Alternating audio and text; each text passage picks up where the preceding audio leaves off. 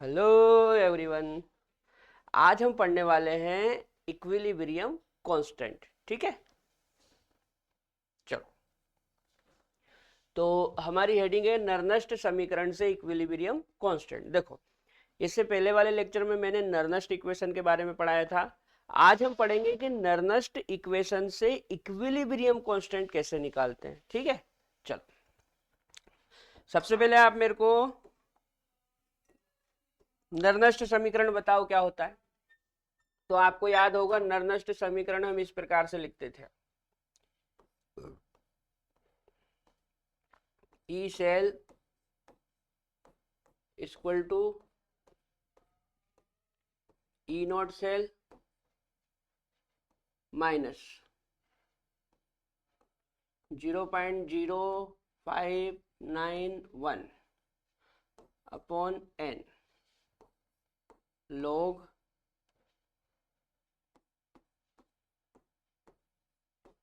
Product of anode upon reactant of cathode. Product of anode upon reactant of cathode, ये हमारा Nernst समीकरण था।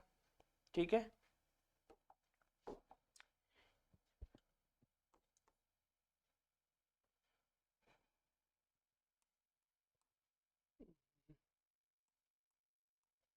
ये हमारा नर्नस्ट समीकरण था। ठीक है, अच्छा। अब इसी को हम ऐसे भी तो लिख सकते हैं।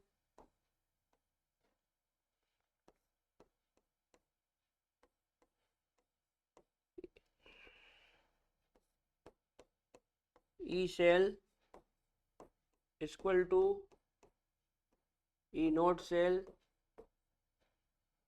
माइनस 0.0591 अपॉन एन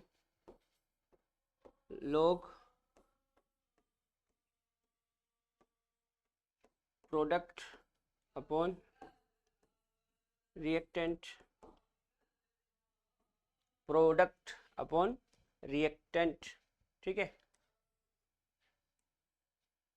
और यहाँ पे प्रोडक्ट रिएक्टेंट की अपन मोलर कंसंट्रेशन लेते हैं। कौन सी कंसंट्रेशन लेते हैं? मोलर कंसंट्रेशन, जहाँ पे मोल को पावर लगाया जाता है ना। मोलर कंसंट्रेशन लेते हैं और मोल को क्या लगा देते हैं? पावर लगा देते हैं। ठीक है ना। अच्छा, अब जैसे मान लो ये तो हमारा नर्नस्ट समीकरण हो गया। अब मैं कोई केमिकल रिएक्शन लिखता हूँ, मान लो जैसे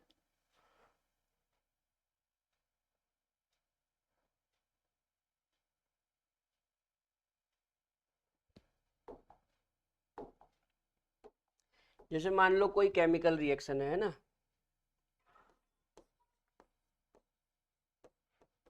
chemical reaction,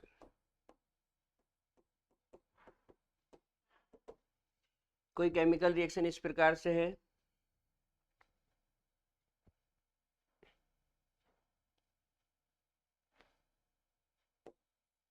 A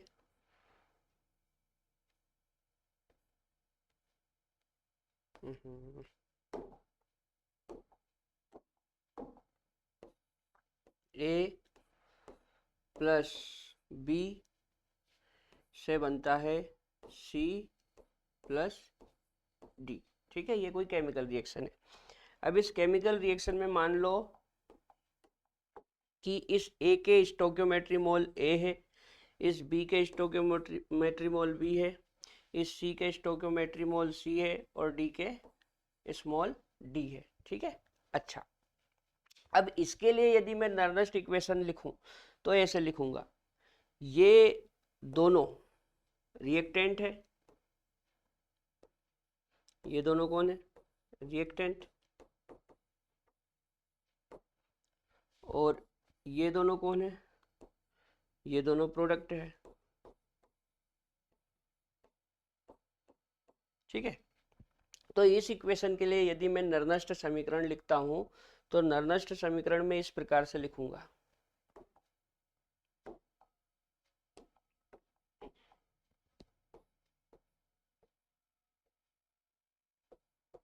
E cell equal to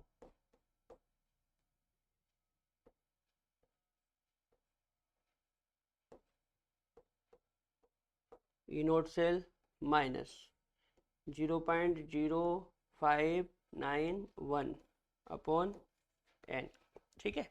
अच्छा, उसके बाद लॉग। अब ये जो लिखा ना अपन ने प्रोडक्ट अपॉन रिएक्टेंट, ये प्रोडक्ट अपॉन रिएक्टेंट, तो प्रोडक्ट की जगह ये प्रोडक्ट लिख लें और रिएक्टेंट की जगह ये रिएक्टेंट लिख लें, तो ये इस तरह से बन जाएगा।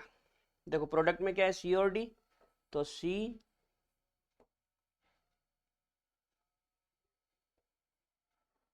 और डी। रिएक्टेंट में कौन है, ए और बी, ए और बी। ठीक है। अब C के मोल C, D के मोल D, A के मोल A और B के मोल B। ठीक है। ये जो स्टोक्योमेट्री मोल होते हैं इनको अपन पावर लगा देते हैं। ठीक है। तो इस केमिकल रिएक्शन के लिए मैं निर्दिष्ट समीकरण इस प्रकार से लिखूंगा। ठीक है ना। अगले पेज में अपन लिखते हैं, अगले पेज में और अच्छे से लिख लेते हैं। देखो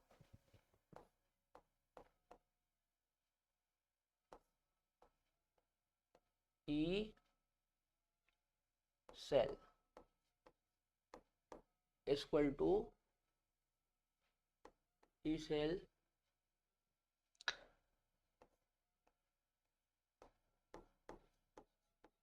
E cell equal to E naught cell minus 0.0591 upon n log C D A B. ठीक है ना।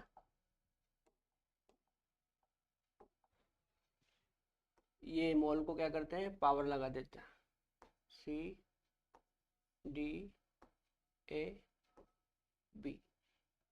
ठीक है। जो स्टोक्योमेट्रिक मोल होते हैं उनको पावर लगा देते हैं।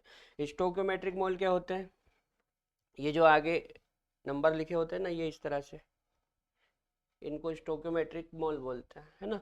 तो जो स्टोक्योमेट्रिक मोल होते हैं उनको पावर लगा देते हैं, लगा दिया। ठीक है।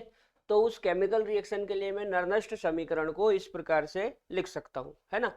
अच्छा, अब हमको इससे इक्विलिब्रियम कांस्टेंट बनाना है। तो देखो इक्विलिब्रियम कांस्टेंट क्या होता है, आपको याद है। पहली बात तो इक्विलिब्रियम कांस्टेंट साम्य पे आता है। कहाँ पे आता है, साम्य पे।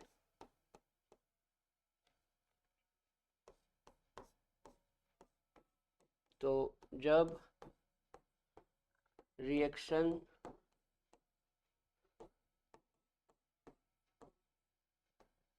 साम्य पर होगी, जब रिएक्शन साम्य पर होगी तब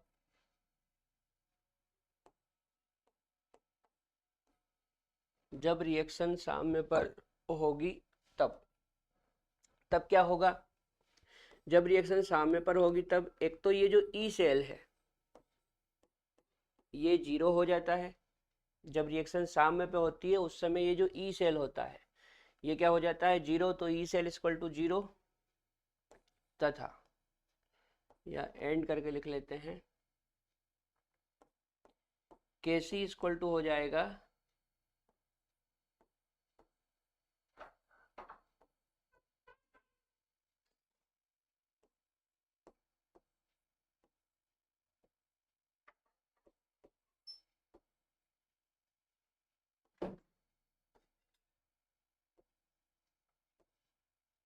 जब रिएक्शन साम्य पे होती है मतलब इक्विलिब्रियम में होती है उस समय ये जो ई सेल होता है ये जीरो हो जाता है। उस समय ई सेल क्या हो जाता है, जीरो हो जाता है।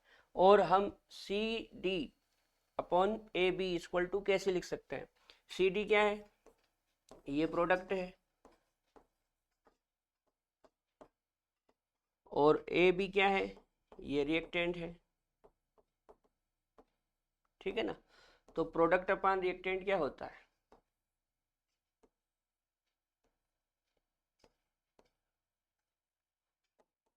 हम रासायनिक साम्य वाले चैप्टर में पढ़ते हैं product upon reactant equilibrium constant के बराबर होता है, मतलब साम्य स्थिरांक के बराबर होता है, ठीक है।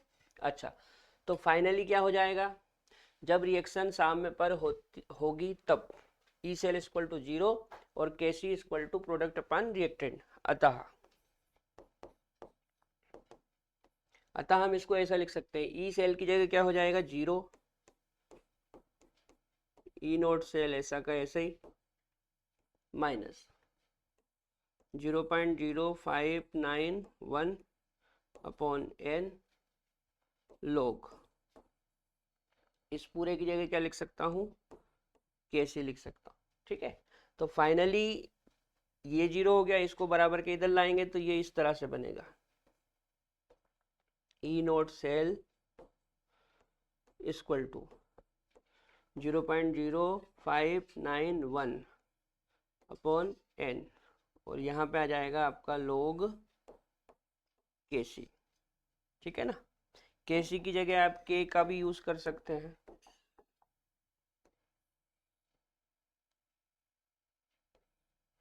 केसी की जगह आप के का भी यूज कर सकते हैं, ठीक है ना। ठीक, तो हमारा फॉर्मूला हो गया E naught cell equal to 0.0591 upon n log KC. यहाँ पे केसी क्या है,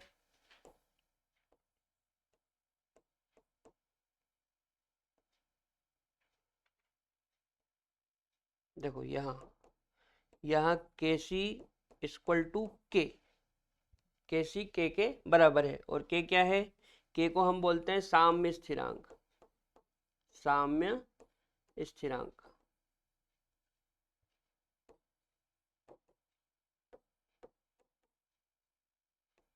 साम्य स्थिरांक मतलब इक्विलिब्रियम कांस्टेंट है ना। और एन क्या है, number of transfer electron, number of transfer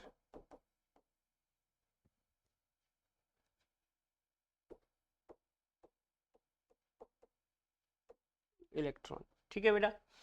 तो यहाँ पे नर्नस्ट समीकरण की सहायता से हमने इक्विलिब्रियम कांस्टेंट निकाल लिया, ठीक है। अब इसके कुछ एग्जांपल देखेंगे अपन, क्वेश्चन पहले आप ये नोट कर लो।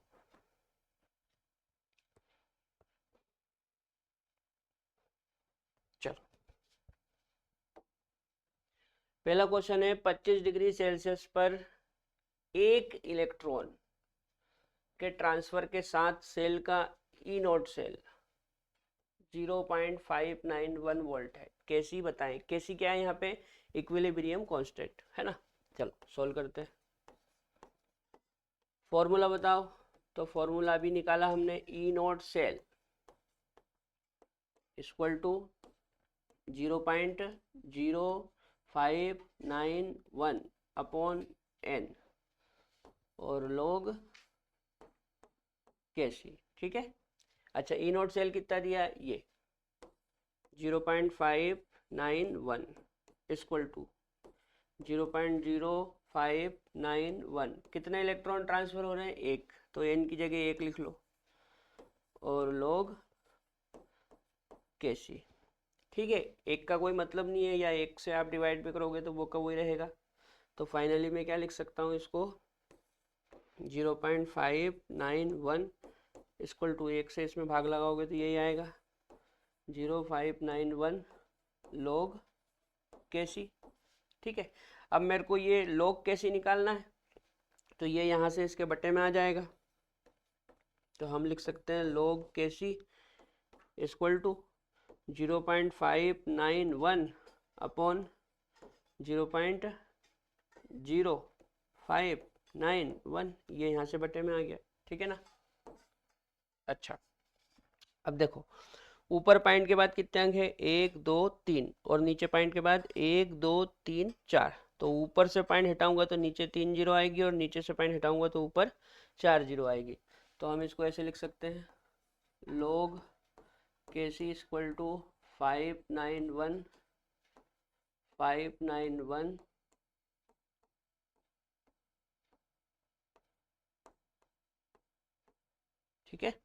देखो ऊपर पॉइंट के बाद कितने अंक है 3, तो ऊपर से पॉइंट हटाएंगे तो नीचे 3 जीरो, और नीचे पॉइंट के बाद कितने अंक है 1 2 3 4, तो नीचे से पॉइंट हटाएंगे तो ऊपर 4 जीरो आएगी। क्लियर।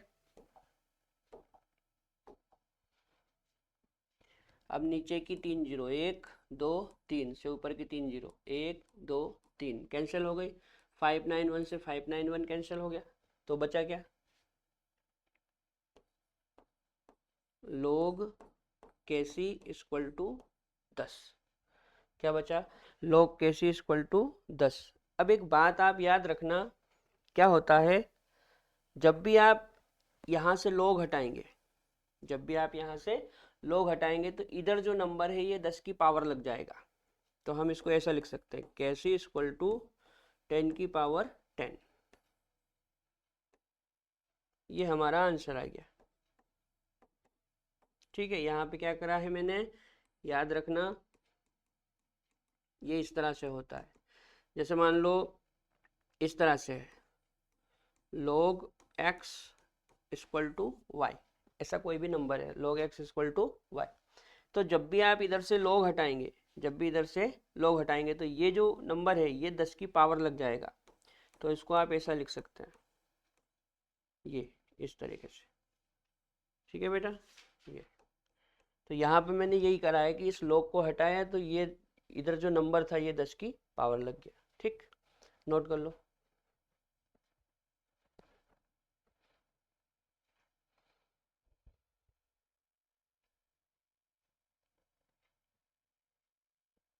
चले आगे बढ़ जाए।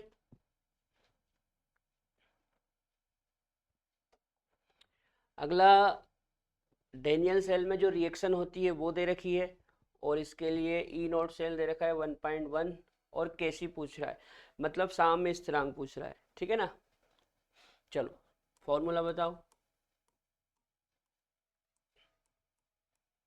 ई naught cell equal to 0.0591 upon n, ठीक है, और log KC. E naught cell कितना दे रखा है 1.1, चलो 1.1, 0.0591, कितने इलेक्ट्रॉन ट्रांसफर हो रहे हैं, देखो यहाँ पे जिंक से जिंक 2 पॉजिटिव बना, मतलब 2 इलेक्ट्रॉन ट्रांसफर हुए, और log केसी। ठीक है, अच्छा 2 का इधर क्रॉस मल्टीप्लाई कर दो इस तरफ, तो ये क्या हो जाएगा 1.1 इंटू 2 इक्वल टू, अच्छा इसको आप चाहो तो नॉर्मल इतना भी लिख सकते हो 0.059, है ना, पीछे वाले 1 को चाहे तो हटा सकते हैं, 0.059 इतना ले लो, और ये log केसी है ना, यहाँ से मैंने 1 को हटा दिया है, 1 को हटा दिया, केवल मैं 0.059 से इसको सोल्व कर रहा हूँ। ठीक, अच्छा तो 0.059 log केसी। अब मेरे को केसी निकालना है, तो ये इसके बटे में आ जाएगा, तो फाइनली क्या हो जाएगा log केसी इक्वल टू, देखो इसका इसमें गुणा करोगे तो 2.2 हो जाएगा, और ये 0.059 है ना, 1 को अपन ने यहाँ से हटा दिया है, सोल्व करो तो कितना आएगा,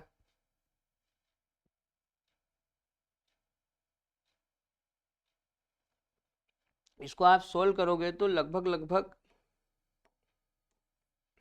37.29 आएगा, इसको सोल्व करोगे तो लगभग कितना आएगा 37.29, क्या आएगा 37.29।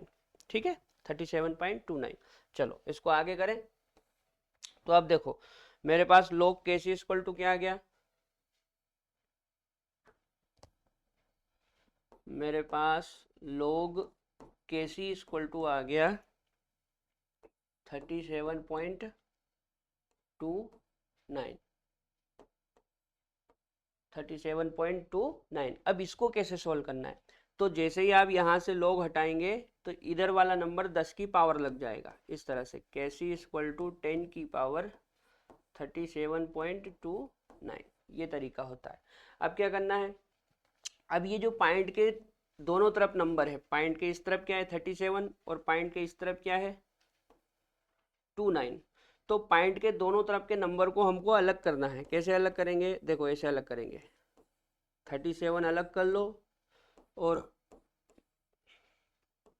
0.29 अलग कर लो। ठीक है, दोनों नंबर अलग अलग कर लिए, कुछ नहीं करा मैंने, यहाँ पे पॉइंट के इधर वाला नंबर अलग लिखा और पॉइंट के इधर वाला नंबर अलग लिखा।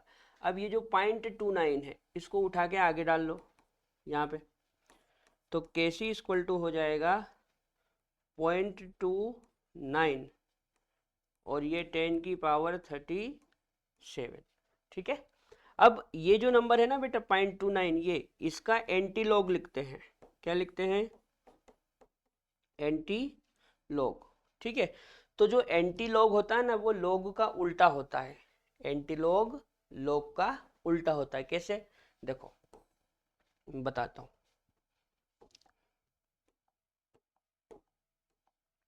जैसे log 1 की वैल्यू क्या होती है, log 1 की वैल्यू होती है 0। ठीक है, अच्छा log 2 की वैल्यू क्या होती है, log 2 की वैल्यू होती है 0.30। log 3 की वैल्यू क्या होती है, log 3 की वैल्यू होती है 0.48। ठीक है ना, अच्छा log 4 की वैल्यू क्या होती है, log 4 की वैल्यू 0.60 होती है। log 5 की वैल्यू क्या होती है, log 5 की वैल्यू 0.70 होती है। ठीक है, इस तरह से लोग के बारे में यदि आपको जानकारी नहीं है तो आप आयनिक इक्विलिब्रियम वाले वीडियो देखें। आयनिक इक्विलिब्रियम में स्टार्टिंग के जो लेक्चर थे उनमें मैंने लॉग के बारे में ही पढ़ाया था। ठीक है ना, तो देखो होता क्या है, जैसे log 1 की वैल्यू 0 है तो 0 का एंटी लॉग 1 आएगा। जैसे log 2 की वैल्यू 0.30 है तो ये जो 0.30 है, देखो सुनो, जैसे log 1 की वैल्यू 0 तो 0 का एंटी लॉग 1 होगा। जैसे log 2 की वैल्यू 0.30 तो 0.30 का एंटी लॉग 2 होगा। जैसे log 3 की वैल्यू 0.48 होती है, log 2 की वैल्यू क्या होती है, सॉरी log 3 की वैल्यू क्या होती है 0.48, तो 0.48 का एंटी लॉग होगा 3। उसी प्रकार log 4 की वैल्यू 0.60 होती है तो 0.60 का एंटी लॉग 4 होगा। ठीक इसी प्रकार log 5 की वैल्यू 0.70 होती है तो 0.70 का जो एंटी लॉग होगा वो 5 होगा। अब इधर देखो, यहाँ पे मेरे पास जो वैल्यू है वो 0.29 है। क्या है, 0.29। यहाँ पे ध्यान से देखो आप, 0.30, log 2 की वैल्यू क्या होती है 0.30, log 2 की वैल्यू 0.30 मतलब 0.30 का एंटी लॉग क्या होगा 2। log का उल्टा एंटी लॉग होता है, तो log 2 की वैल्यू 0.30 मतलब 0.30 का एंटी लॉग 2 होगा। अब ये जो वैल्यू है 0.29 ये लगभग लगभग 0.30 के बराबर ही है, तो मैं इसका एंटी लॉग क्या लिख सकता हूँ, मैं इसका एंटी लॉग लिख सकता हूँ 2 और ये 10 की पावर 37। ये हमारा आंसर आ गया। ठीक है, कुछ आया समझ में, क्या करा, log 2 की वैल्यू 0.30 तो 0.30 का एंटी लॉग 2। ठीक है, अब ये जो 0.29 है ये लगभग लगभग 0.30 के बराबर ही है, तो इसका एंटी लॉग मैंने क्या मान लिया 2 और पावर ऐसी की ऐसे ही है 37। ठीक है बेटा, नोट कर लो।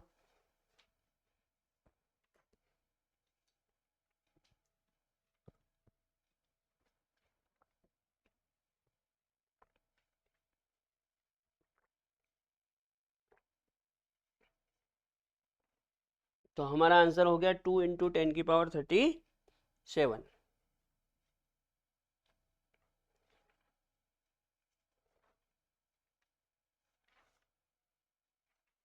2 इंटू 10 की पावर 37। ठीक है, आगे बढ़े, चल। अच्छा, एक और एग्जांपल है, यहाँ पे जो रिएक्शन है उसमें कॉपर का हो रहा है ऑक्सीडेशन और एजी का हो रहा है रिडक्शन। ठीक है, कॉपर का क्या हो रहा है ऑक्सीडेशन और एजी का क्या हो रहा है रिडक्शन, और इसके लिए हमको ई नॉट की वैल्यू क्या दे रखी है 0.46 वोल्ट, और वही केसी पूछ रहा है। केसी मतलब साम्य स्थिरांक है ना, केसी की जगह आप के का भी उपयोग कर सकते हैं, केसी की जगह आप के का भी उपयोग कर सकते हैं। ठीक है, केसी बोलो या के बोलो एक ही बात है। चलो सोल्व करें। चलो फॉर्मूला बताओ। तो फॉर्मूला क्या होता है, E naught cell equal to 0.0591 upon n log KC। E cell कितना दिया 0.46, तो ये 0.46, ये 0.0591। एन कितने इलेक्ट्रॉन ट्रांसफर हो रहे हैं, देखो यहाँ से देखो, कॉपर से कॉपर 2 पॉजिटिव बना, मतलब 2 इलेक्ट्रॉन का ट्रांसफर हुआ। कितने इलेक्ट्रॉन का ट्रांसफर हुआ, 2 इलेक्ट्रॉन का। ठीक है,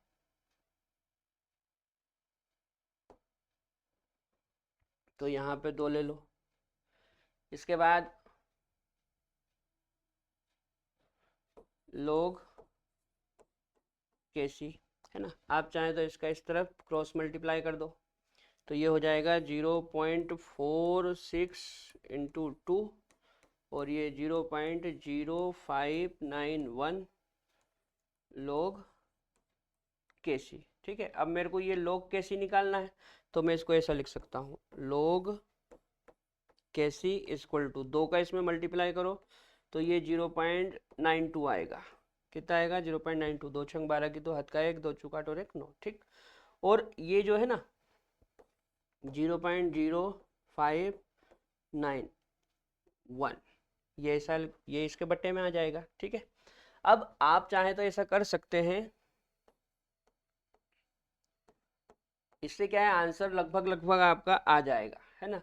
जैसे ऊपर तो 0.92 ऐसा कैसे लिखो, लेकिन ये जो नीचे है ना नंबर, जैसे यहाँ पे ये 0.0591, इसमें पीछे का 1 आप हटा दो, तो उससे क्या लगभग लगभग आपका आंसर मैच हो जाएगा, है ना।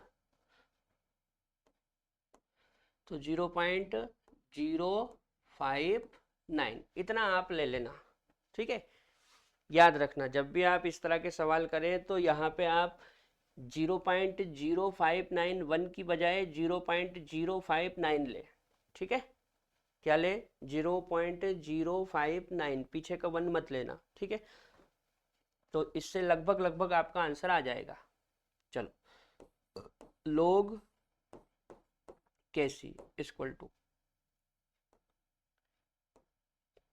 सोल्व करो इसको, 0.92 में 0.059 से डिवाइड करो,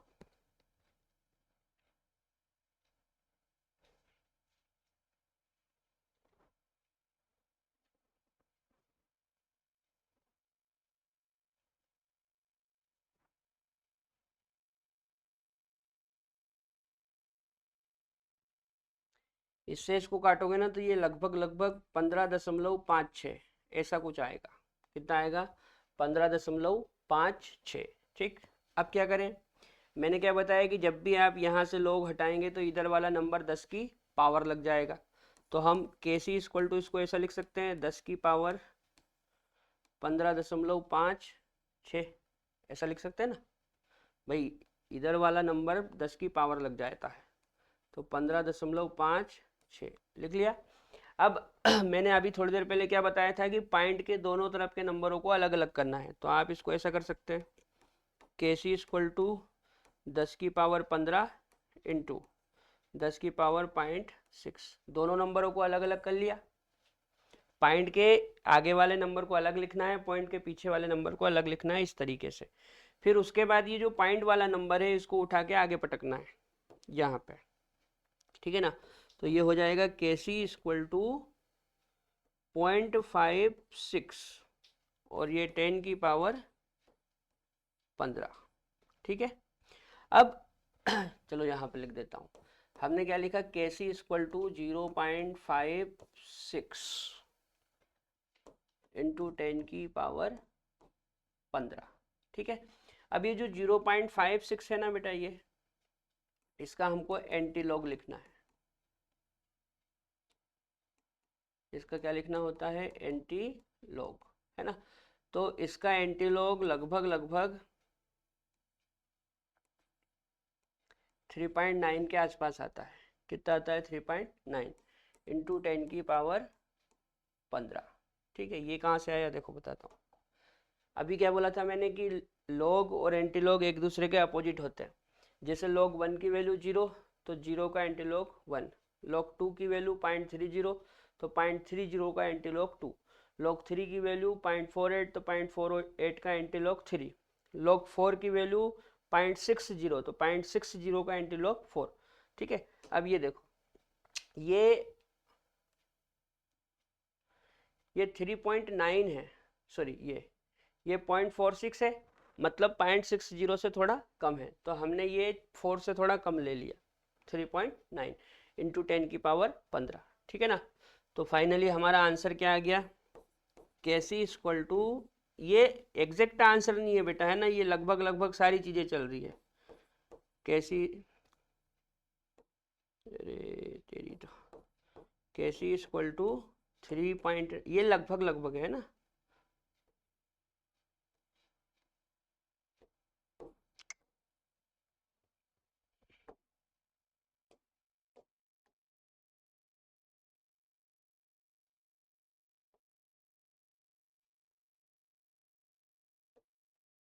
कैसी लगभग लगभग 3.9 इंटू 10⁻15, ये हमारा आंसर आ गया।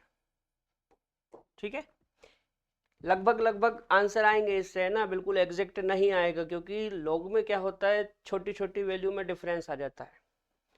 जब हम लॉग की वैल्यू रखते हैं ना, तो बहुत छोटी छोटी वैल्यू के बीच में डिफरेंस आ जाता है ना, तो जब हम प्रॉपर वैल्यू रखेंगे तब प्रॉपर आंसर आएगा, लेकिन थोड़ा बहुत 19-20 का अंतर आता है ना, इस तरह से करते हैं तो लगभग लगभग आप आंसर के पास पहुंच जाएंगे, नोट कर लो।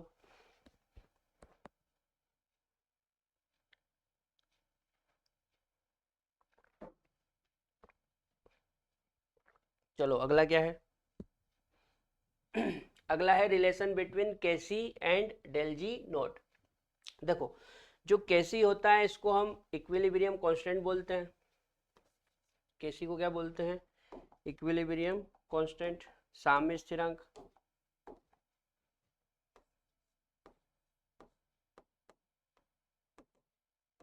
यहाँ पे केसी इक्वल टू के, और ये क्या होता है, साम्य स्थिरांक, साम्य स्थिरांक, है ना, अंग्रेजी में बोलेंगे equilibrium constant.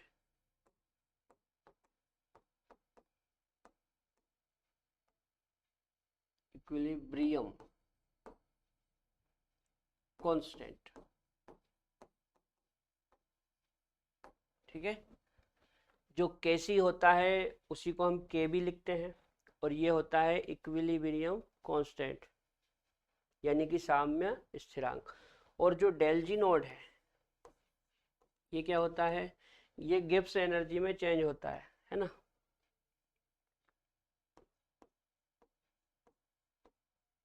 Change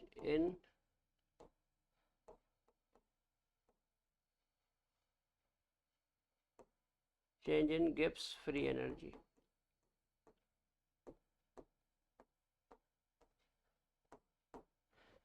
change in Gibbs free energy मतलब गिब्स मुक्त ऊर्जा में चेंज या गिब्स मुक्त ऊर्जा में परिवर्तन। ठीक है ना, और यहाँ पे नोट लगा रखा, मतलब हम स्टैंडर्ड वाली बात कर रहे हैं। ठीक, अच्छा, अब एक बात सुनो आप, यदि मैं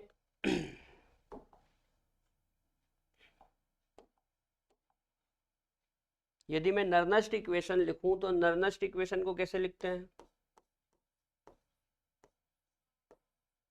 नर्नस्ट समीकरण को कैसे लिखते हैं,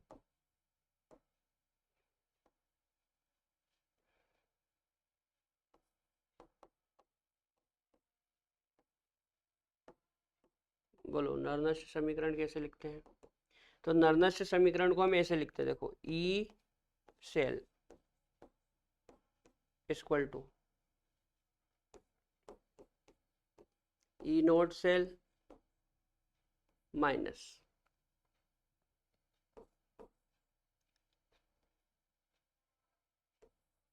2.303 RT अपॉन NF और log प्रोडक्ट अपॉन रिएक्टेंट।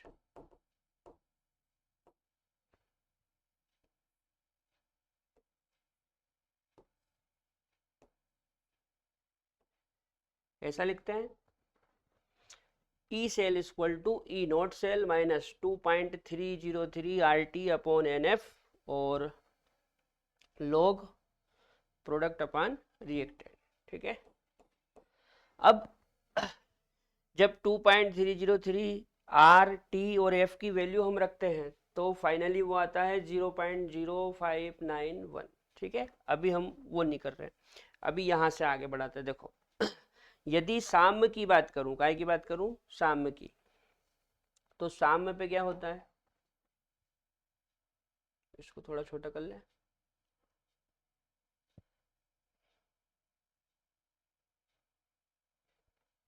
देखो साम्य पे क्या होता है,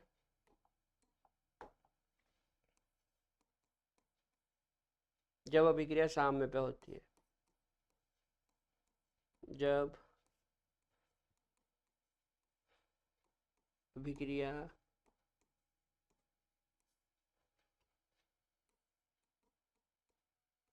साम्य में होती है तो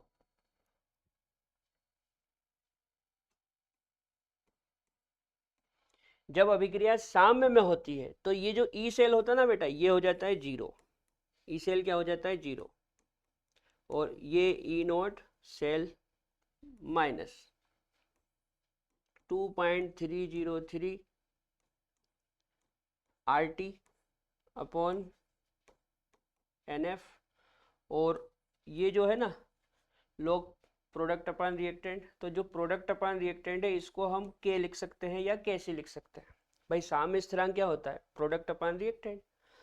तो साम्य पर जब अभिक्रिया साम्य पे होती है तो जो ई सेल है वो जीरो हो जाएगा और प्रोडक्ट अपॉन रिएक्टेंट की जगह मैं क्या लिख सकता हूँ, केसी।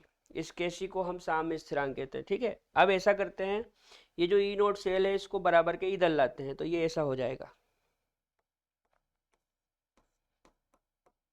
ई नोट सेल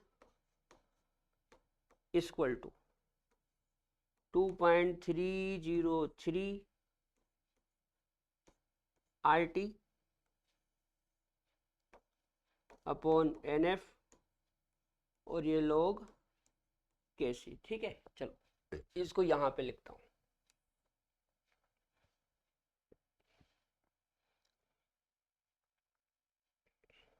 फिर से लिखूं, ई नॉट सेल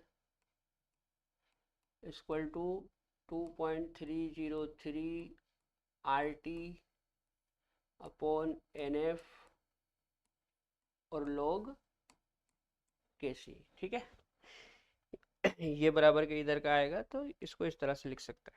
अच्छा, अब बात को समझो, जब हम 2.303 RT और इस F की वैल्यू रखते हैं, देखो 2.303 ऐसे ही है, और जो R इसकी वैल्यू होती है 8.314, टी की वैल्यू 298 रखते हैं और F फेराडे कांस्टेंट है, इसकी वैल्यू 96,500 रखते हैं, तो इस सब को सोल्व करने पे आता है 0.0591 और बटे में n।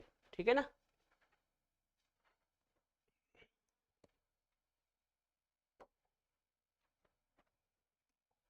जब आप इस सब की वैल्यू रखते हैं ना, ये सब पूरा, ये सब पूरा सोल्व करके आप रखते हैं तो इसकी वैल्यू आती है 0.0591। ठीक है, लेकिन अभी मेरे को इसको नहीं रखना है, अभी तो मेरे को क्या करना है, अभी मेरे को गिब्स फ्री एनर्जी और इस कैसी में रिलेशन करना है। तो क्या करें, देखो बात को समझो, इसको अभी कुछ मत करो, वो तो मैं तुमको बता रहा हूँ कि ये 0.0591 कहाँ से आता है।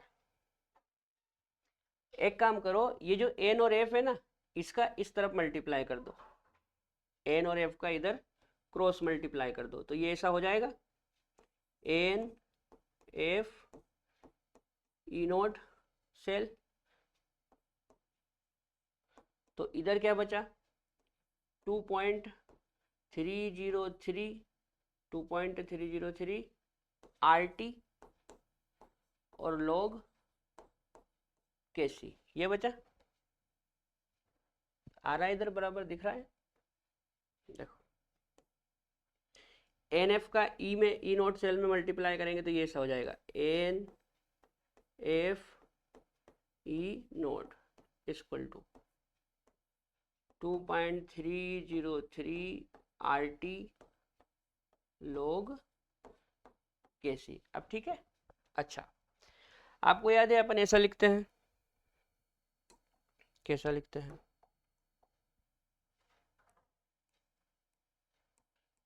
Del G naught equal to minus N F E naught, ऐसा लिखते हैं। Del G naught equal to क्या लिखते हैं? Minus N F E naught. ये इससे पहले वाले लेक्चर में मैं पढ़ा चुका हूँ, है ना। अच्छा, तो इस एन एफ ई नोड की जगह मैं डेल जी लिख सकता हूँ माइनस के साथ, ठीक है ना। तो इसलिए हम इसको ऐसा लिख सकते हैं, माइनस डेल जी नोट। देखो del G naught equal to minus N F E होता है, तो एन एफ ई की जगह में माइनस के साथ डेल जी को यहाँ पे लिख सकता हूँ। अब ये ऐसा हो गया 2.303 RT log KC।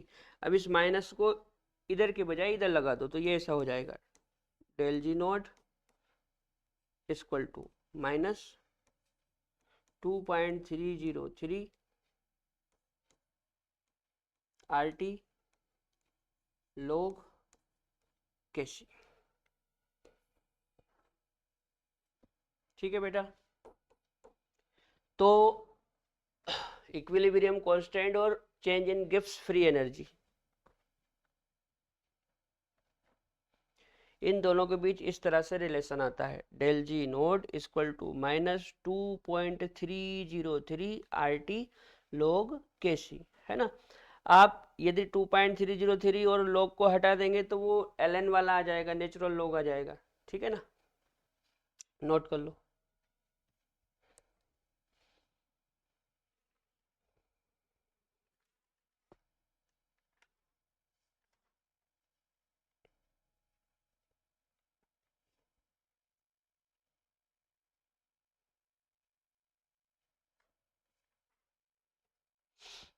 चलो अब एक इंपॉर्टेंट रिलेशन बताता हूं आपको। देखो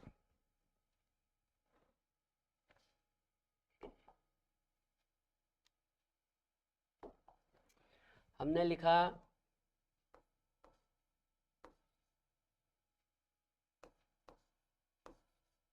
del G naught equal to minus 2.303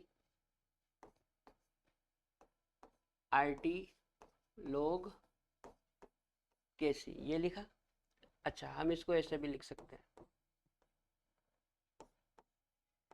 del G node, कई बार क्या है फार्मूला ही पूछ लेते हैं, माइनस, अब ये 2.303 और log की बजाय ये लिख सकते हैं, RT ln KC। ये क्या कर दिया,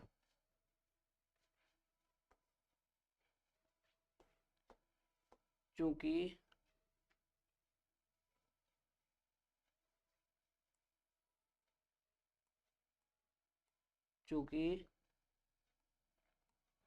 ln इक्वल टू होता है 2.303 log।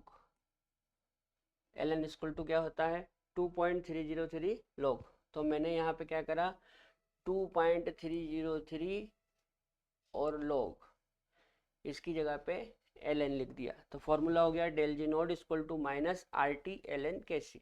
ठीक है, तो ये दोनों फॉर्मूले याद रखना, ये भी पूछ सकते हैं, ये भी पूछ सकते हैं, है ना।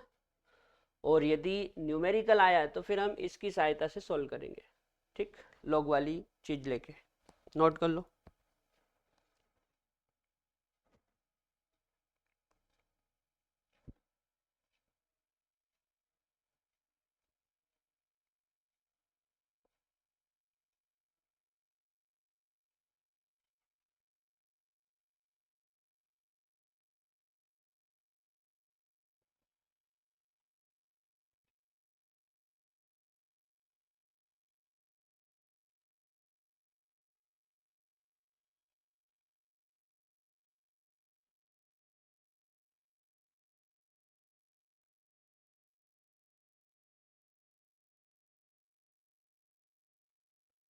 ठीक है बेटा।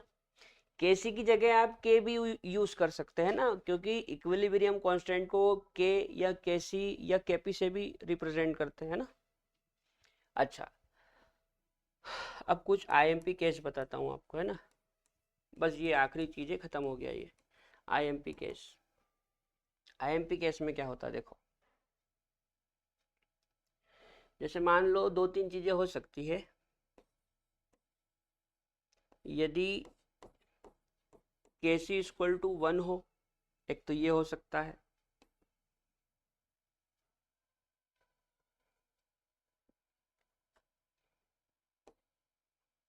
दूसरा, यदि के सी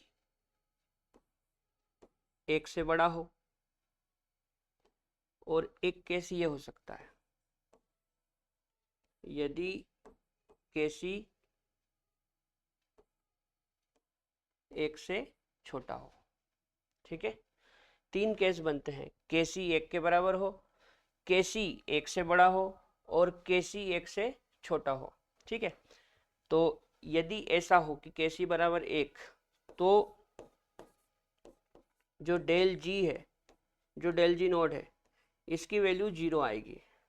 डेल जी नोट की वैल्यू क्या आएगी? 0। कैसे? देखो, यदि मैं यहाँ पे केसी की जगह 1 लिख दूं तो log 1 की वैल्यू 0 होती है। log 1 की वैल्यू 0 होती है मतलब ये पूरा 0 हो जाएगा, पूरा 0 हो जाएगा, मतलब जो गिब्स एनर्जी में चेंज है वो 0 आएगा। ठीक है, अच्छा,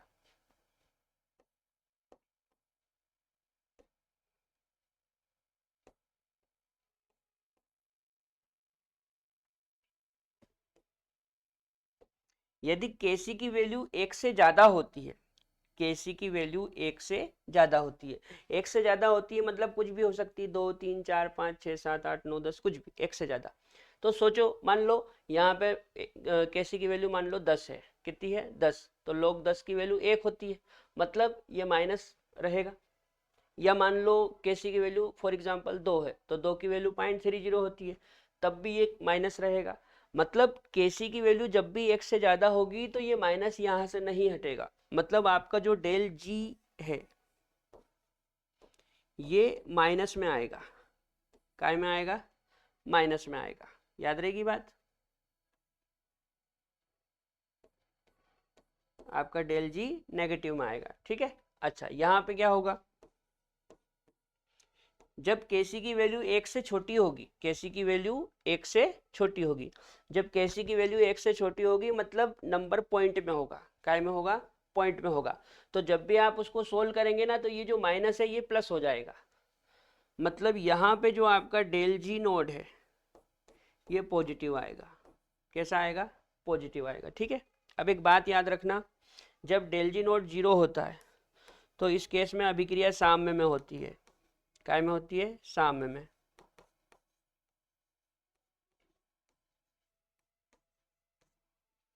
अभिक्रिया साम्य में होगी। ठीक है, जब भी डेल जी का मान क्या आए? 0। जब भी डेल जी का मान क्या है? 0, तो अभिक्रिया साम्य में होती है। काय पे होती है? साम्य में, इक्विलिब्रियम में। अच्छा, जब डेल जी का मान नेगेटिव हो, डेल जी का मान क्या हो? नेगेटिव हो, तो इस कंडीशन में क्या होता है?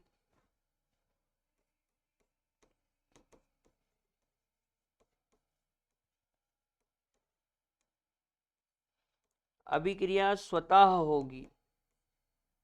अभिक्रिया स्वतः होगी। अभिक्रिया कैसी होगी? स्वतः होगी, मतलब अभिक्रिया अपने आप होगी, आपको बाहर से कोई एनर्जी देने की जरूरत नहीं पड़ेगी, रिएक्शन खुद से होगी। ठीक, अच्छा, जब डेल जी पॉजिटिव होता है तब क्या होता है? तो यहाँ पे अभिक्रिया स्वतः नहीं होगी। इस कंडीशन में अभिक्रिया स्वतः नहीं होती, मतलब खुद से नहीं होती है। अभिक्रिया करवाने के लिए आपको बाहर से एनर्जी देना पड़ेगी, तब जाकर रिएक्शन होगी, खुद ब खुद नहीं होती। ठीक है बेटा, तो ये तीन केस है, याद रखना। पहला क्या? यदि Kc का मान 1 आता है तो डेल जी 0 होगा। दूसरा, यदि Kc का मान 1 से ज़्यादा होता है तो डेल जी नेगेटिव में आएगा। तीसरा, यदि Kc का मान 1 से छोटा होता है तो डेल जी पॉजिटिव में आएगा। क्लियर? Kc 1 होने पे डेल जी 0, Kc 1 से ज़्यादा होगा तो डेल जी नेगेटिव आएगा, और Kc 1 से छोटा होगा तो डेल जी पॉजिटिव आएगा। जब डेल जी 0 होता है तो अभिक्रिया साम्य में होती है, इक्विलिब्रियम में होती है। जब डेल जी नेगेटिव होता है तो अभिक्रिया स्वतः होती है, मतलब अपने आप होगी, स्पॉन्टेनियस। ठीक है? और जब डेल जी पॉजिटिव होता है तो अभिक्रिया स्वतः नहीं होगी, मतलब अभिक्रिया नॉन स्पॉन्टेनियस होगी। ठीक है, नोट कर लो।